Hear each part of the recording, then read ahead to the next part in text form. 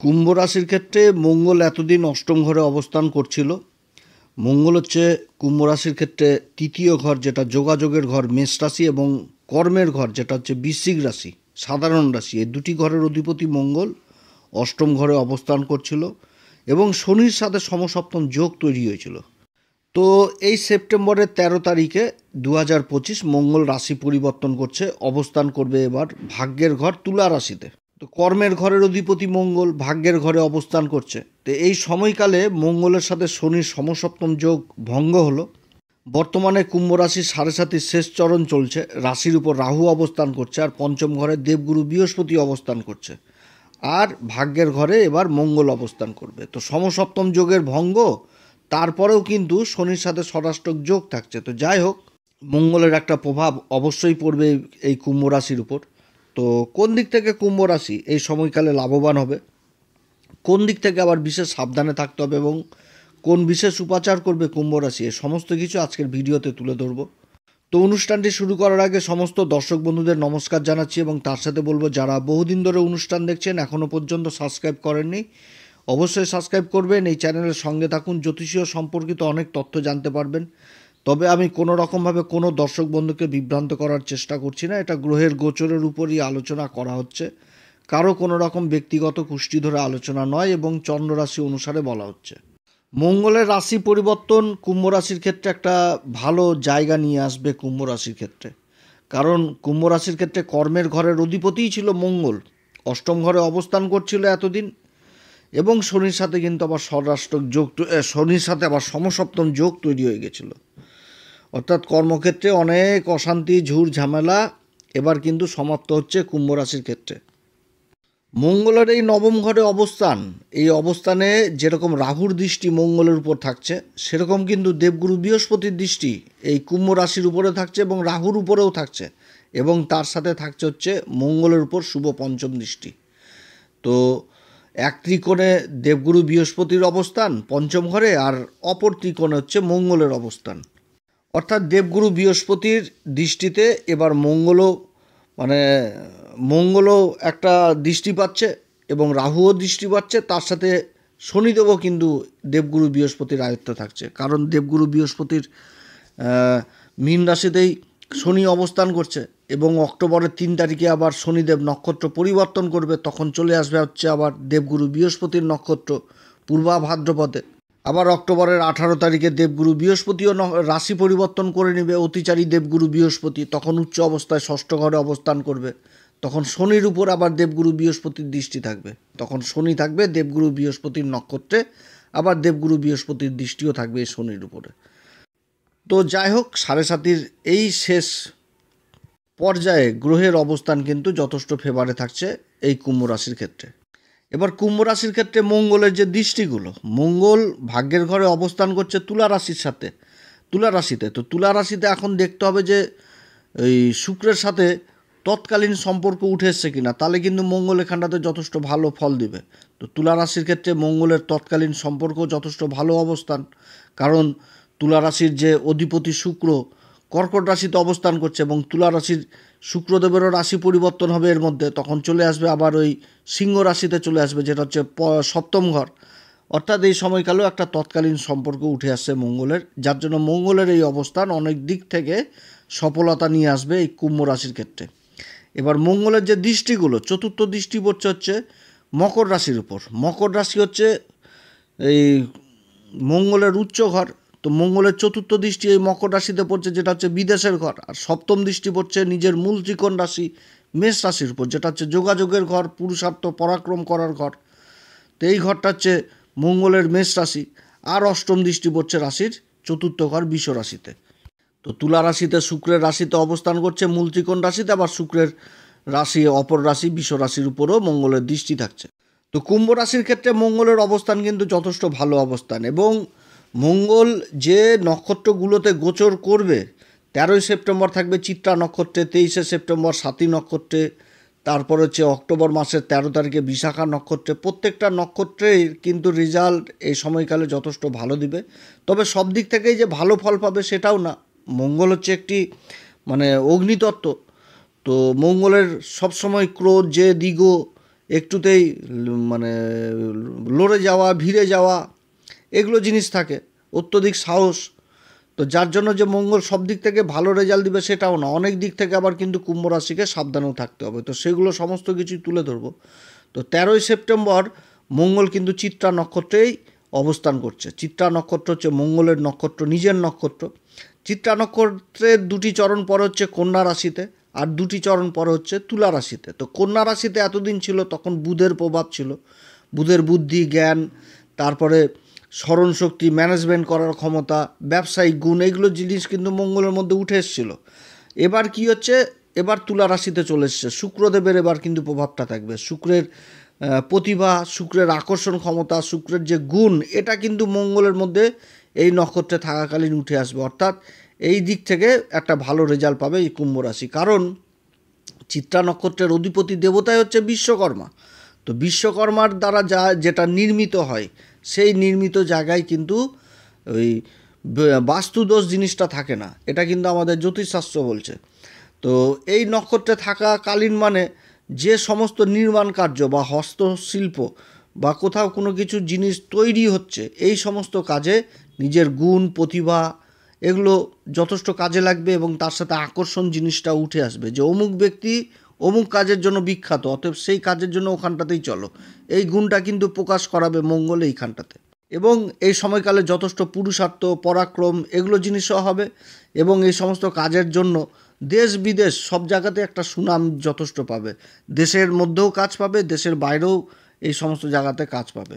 তবে যেহেতু নির্মাণ কার্যের সাথে জিনিসটা উঠে আসছে এবং মঙ্গল হচ্ছে ভূমিপুত্র, তো যারা বড় বড় বিল্ডিংয়ের কাজের সাথে যুক্ত রয়েছেন, কনস্ট্রাকশনের কাজের সাথে যুক্ত রয়েছেন, তারপরে কোনো বা আরও বড় বড় যে সমস্ত নির্মাণ কার্য হয় আর কি, তো সেই সমস্ত কাজের সাথে যারা যুক্ত রয়েছে কুম্ভ রাশির, তারা কিন্তু বিশেষভাবে সফলতা পেতে যাচ্ছে।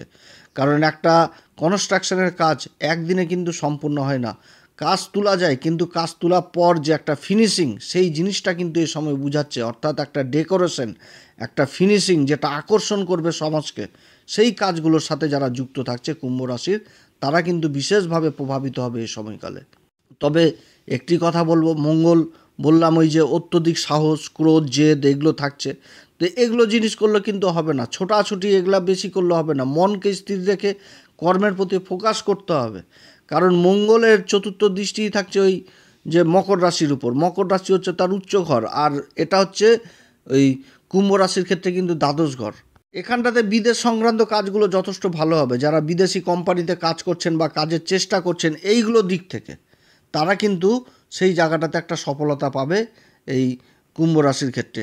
এছাড়া যারা দেশের মাটিতেও কাজ করছে, কারণ মঙ্গলের অষ্টম দৃষ্টি চতুর্থ ঘরে পড়ছে, তো এইগুলো দিকেও যারা ভূমি সংক্রান্ত কাজের সাথে যুক্ত রয়েছেন বা কোনো ভালো বড় টেন্ডারের জন্য বা বড় কোনো প্রজেক্টের আশায় রয়েছেন, তাদেরও কিন্তু বড় বড় প্রজেক্ট লাভ করাবে এই সময়কালে এই কুম্ভ রাশির। এরপরে 23শে সেপ্টেম্বর চলে আসবে সাথী নক্ষত্র। তো সাথী নক্ষত্রটা হচ্ছে কার? সাথী নক্ষত্রটা হচ্ছে রাহুর নক্ষত্র। সাথী নক্ষত্র রাহুর নক্ষত্র, আর অধিপতি দেবতা হচ্ছে বায়ুদেব। সাথী নক্ষত্রের 4টি চরণই পরে হচ্ছে তুলা রাশিতে। সাথী নক্ষত্রের বায়ু যেরকম চারিদিকে থাকে, যার জন্য সাথী নক্ষত্রের জাতক দ্বারা কাজ সমাজে কিন্তু ফেলে যায়, অর্থাৎ সমাজে কিন্তু মানে কি বলবো, ছড়িয়ে যায় এক কথায়। এবং এর 4টি চরণ তুলা রাশিতে পড়ছে, অর্থাৎ শুক্রের কিন্তু প্রভাব এবং রাহুর একটা প্রভাব, যার জন্য এই সাথী নক্ষত্রের ব্যক্তিরা খুব প্রসিদ্ধি লাভ করে জীবনে। সাথী নক্ষত্র গতি প্রদান করে, বায়ু যেরকম এক জায়গায় স্থির থাকে না সেরকম কিন্তু, অর্থাৎ বায়ুর যে একটা গুণ, সেই গুণটা কিন্তু এই নক্ষত্রের মধ্যে থাকে। এবং এই সময়কালে মঙ্গল কিন্তু সাথী নক্ষত্র অবস্থান করছে, আর রাহু রাশির উপর অবস্থান করছে। আর রাহুর দৃষ্টি কিন্তু মঙ্গলের উপর যেরকম পড়ছে, সেরকম দেবগুরু বৃহস্পতিরও দৃষ্টি মঙ্গলের উপর পড়ছে। অর্থাৎ এই সময়কালে সুনাম সুখ্যাতি যথেষ্ট বৃদ্ধি পাবে এবং কর্মের যারা সন্ধান করছেন তাদের কর্মলাভ হবে। তবে সাথী নক্ষত্র যারা ব্যবসা বাণিজ্যের সাথে যুক্ত থাকে, তারা কিন্তু বিশেষভাবে প্রভাবিত হয়ে যায় এই সাথী নক্ষত্রে। সুনাম সুখ্যাতি বা আর্থিক দিক বা ধনসম্পত্তি যথেষ্ট রোজগার করে এই সাথী নক্ষত্রের জাতক জাতিকারা। ব্যবসায়িক দিক থেকে প্রচণ্ড আত্মনির্ভর হয়। বড় বড় ব্যবসায়িকদের ক্ষেত্রে সাথী নক্ষত্র দেখতে পাওয়া যায়। সাথী নক্ষত্র জন্মকুষ্ঠিতে থাকে, নির্ণয় নেওয়ার ক্ষমতা খুবই ভালো থাকে এবং দূরদৃষ্টি সম্পূর্ণ হয়। তবে সাথী নক্ষত্রের কিন্তু মাইনাস দিকও রয়েছে, সেটা হচ্ছে কি যে নিজের আলোচনা কিন্তু কোনো সময় সহ্য করতে পারে না, যে সমাজে কেউ ওর আলোচনা করবে সেই জিনিসগুলো কিন্তু চট করে সহ্য করতে পারে না। তবে নিজের যদি ভুল ভ্রান্তিগুলো আলোচনার মাধ্যমে যদি সংশোধন করে নেয় তাহলে কিন্তু অনেক দূর চলে যাবে। এবং মঙ্গল কর্মের ঘরের অধিপতি ও ভাগ্যের ঘরে অবস্থান করছে, অর্থাৎ অনেক দিক থেকে সফলতা নিয়ে আসবে। শিক্ষার দিক থেকেও বিশেষ সফলতা নিয়ে আসবে, কারণ নবম ঘরটা হচ্ছে উচ্চশিক্ষার জায়গা। রাহু রাশির উপর এবং দেবগুরু বৃহস্পতি পঞ্চম ঘরে অবস্থান করছে। তো ইঞ্জিনিয়ারিং লেভেলেও কিন্তু একটা ভালো প্রভাব পড়বে সাথী নক্ষত্রের জাতক জাতিকা, কারণ এরা বড় বড় কোম্পানির সিইও বা বড় বড় কোম্পানির একটা আধিকারিক বড় বড় পোস্টে থাকে, যেখানটাতে কিন্তু খুবই গভীর জ্ঞানের প্রয়োজন। তো এই জিনিসটা দেয়, নতুন নতুন খোঁজ জিনিসটা থাকে, যার জন্য সাথী নক্ষত্রের সাথে মা সরস্বতীর কিন্তু একটা খুব ইনভলভ জিনিসটা থাকে, যে মা সরস্বতী খুব প্রসন্ন হয়ে যায় সাথী নক্ষত্রে। অর্থাৎ শিক্ষার দিক থেকেও যেরকম এগিয়ে থাকে সেরকম ব্যবসা বাণিজ্যের দিক থেকেও কিন্তু এগিয়ে থাকে। তবে সাথী নক্ষত্রের আরও একটি মাইনাস দিক হচ্ছে যে বায়ুর যেরকম ভালো রূপ থাকে সেরকম কিন্তু খারাপ রূপও থাকে, অর্থাৎ জীবনে কিন্তু ঝড় ঝাপটা এগুলোও আসে, যে তুফান চলে আসলো। তো সাথী নক্ষত্রের জাতক জাতিকারা সহজে কিন্তু হার মানে না, এটাও ঠিক, কারণ যতই ঝড়ঝাপটা হোক নিজের সেই সময় খারাপ সময়টাকে মানে নিয়ে আবার কিন্তু সেই পরবর্তীতে নিজের জায়গাতে ফিরে আসে। অনেকে কি করবে, যে ব্যবসা বাণিজ্য করছে, খারাপ সময়ে ব্যবসা বাণিজ্য গুটিয়ে টুটিয়ে পালিয়ে চলে গেল বা ব্যবসা বন্ধই করে দিল, কিন্তু সাথী নক্ষত্র সেটা করে না, সেই খারাপ সময়টাকে পার করে আবার কিন্তু সেই জায়গাতে ফিরে আসে এবং সমাজে কিন্তু আবার মান সম্মান খ্যাতি যশ যথেষ্ট লাভ করে। আমাদের জ্যোতিষশাস্ত্রে যে সাথী নক্ষত্রের মেন পুরুষার্থ দেওয়া হয়েছে সেটা কিন্তু অর্থ জিনিসটাকেই দেওয়া হয়েছে, অর্থাৎ আয় ইনকামের দিকে মঙ্গলের এই ভাগ্যের ঘরে অবস্থান একটা নতুন মাত্রা নিয়ে আসবে, যথেষ্ট পুরুষার্থ পরাক্রম করাবে। তবে যেহেতু সাথী নক্ষত্র অবস্থান করছে, বায়ু যেরকম এক জায়গায় স্থির থাকে না, সেরকম কিন্তু এরা খুব চঞ্চল হয়। এদের মানসিক জায়গাটাকে স্থির যদি করে নেয় তো এরা কর্মক্ষেত্রে বিশেষ উন্নতি করে। তবে বিশেষ করে এই সময়কালে প্রভাবিত হবে যারা বিমান বাহিনী বা বিমান যেগুলো আকাশে, যেটা বিমান এয়ারপোর্ট সম্পর্কিত কোনো কাজের সাথে যুক্ত রয়েছেন তারা বিশেষভাবে প্রভাবিত হবে।